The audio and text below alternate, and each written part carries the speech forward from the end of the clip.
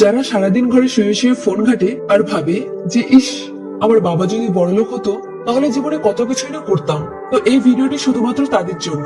আগে নিজের দিকে আঙুল তুলো যে তুমি নিজে কি করছো। মনে রেখো, বাবা মানেই মাথার ছাদ। বাবা মানে তুমি যতবার ভেঙে পড়বে ঠিক ততবারই বাবা তোমায় টেনে তুলবে। আর হ্যাঁ, তোমরা হয়তো ভুলে যাচ্ছ যে বাবাদের জেনারেশনটা কিন্তু অন্য ছিল, আর এখনকার জেনারেশনটা একেবারেই আলাদা। তো আশা করি বাবাদের জেনারেশন আর এখনকার জেনারেশনের সাথে পার্থক্যটা করবে না। আর এই কয়েকটি গুণ যদি তোমার মধ্যে থাকে তবে জীবনেও নিজেকে গরিব মনে করাটা দূর হবে না। যেমন নাম্বার 1, জীবনের কোনো লক্ষ্য নির্ধারণ না করা। নাম্বার 2, অন্যদের দোষারোপ করা। নাম্বার 3, বিভিন্ন অজুহাত তৈরি করা। নাম্বার 4, টাকা সঞ্চয় না করা। নাম্বার 5, টাকা ইনভেস্ট করতে না জানা। নাম্বার 6, বিনা কারণে সময় নষ্ট করা। নাম্বার 7, নিজেকে ধনী দেখানোর চেষ্টা করা। নাম্বার 8, প্রয়োজন ছাড়া খরচা করার অভ্যেস। তো সবার আগে এই অভ্যেসগুলি ত্যাগ করো, দেখবে জীবনে নিজেকে গরিব মনে করাটাও